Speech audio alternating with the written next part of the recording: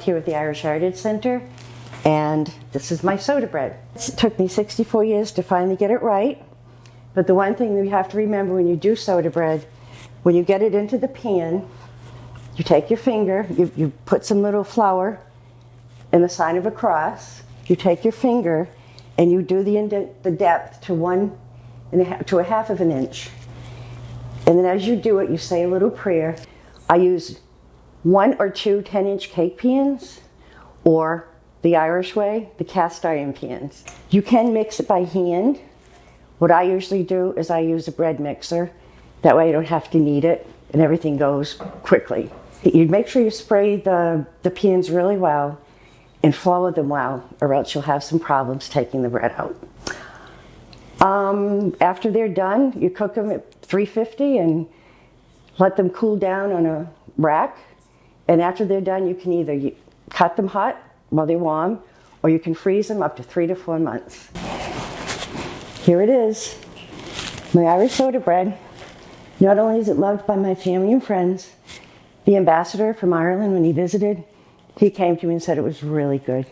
The top 3 secrets is 1, the sour cream, the buttermilk, but it's also saying that little prayer, making the cross on the bread.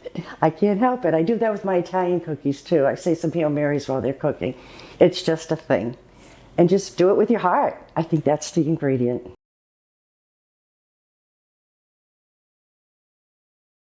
I'm Lynn Carter. I just want to tell you why I love soda bread.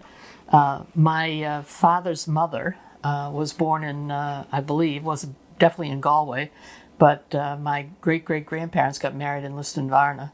And my grandmother made Irish soda bread because she made traditional, in the sense of not gluten-free, Irish soda bread, and I always loved it. Gluten-free Irish soda bread.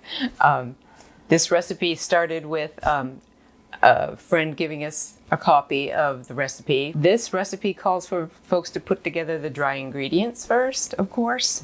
So here I have started that. So if you have baked it all with gluten-free recipes, you'll know about white rice flour. That's common in any of the mixes. But what is not common is this Moshiko sweet rice flour. It is sweeter. I can't tell you the science of why it helps, but this recipe comes together very well crumbed, if you will, and it's because of that particular sweet rice flour. Potato starch is also another gluten-free baking recipe ingredient that's common, and as well as xanthan gum. The others are very traditional.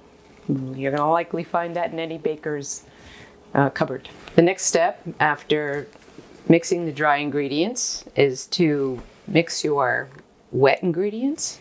You can see in the instructions that there's sort of layering until you get this very lovely, nice, fluffy sort of dough that's more liquid. You can almost pour it out of the bowl and into the pan. This pan, it specifically asks for a 9-inch springform pan. Again, gluten-free, has a little bit of struggle to stay together. And so it's easier if you don't have to pry it out of a pan, you just take the outside of the springform off. And that works well. But just before you finish in your mixing bowl, you're adding 1.5 cups of currants and a tablespoon of caraway seed. So 1 hour later comes our finished product.